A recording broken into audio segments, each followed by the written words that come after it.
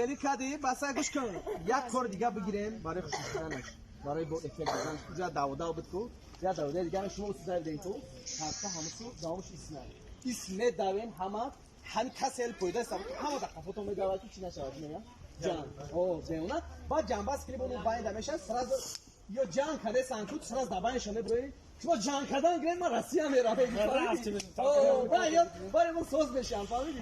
با نگاه تمالی میگه پوچ میشه واسه نرم نمیگیره اصلا تو کور کندن تو بعد همیشه بگیره بیو یا تابدم دو تاش دو تابدم مال بخیر سه تا باشه دا نمیگه پورا میگی بیو کی گلان رول بیو اکتریسا کی نام داره سایدا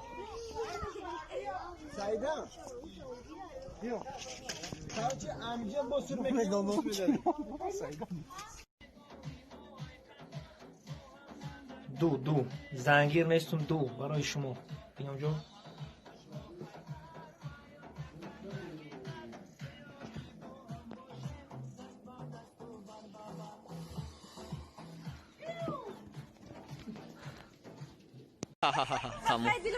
اوه چیزی گفت کرد تمام رفتیم زحمت دیدیم فقط برای شما زحمت برای لایکاتون برای سخنهای خوبتون برای سخنهای گندتون خلاص رحمت ما میندار هستیم برای هر یک سخنهای شما درست برادرای عزیز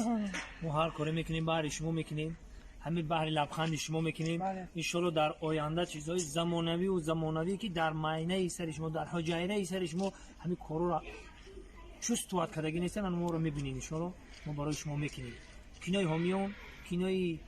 ما دروغ در پیش ما هر یک کارو میکنیم که اولش خدا آخرش خدا فقط با یاردم شما با دستگیری شما شما فقط بخندین تمام مدگو کار نکنین نه پلتون در کورن هیچ فقط بخندین شما حلاوت ببرین تمام سربلند باشین واقع پناه همت به خدا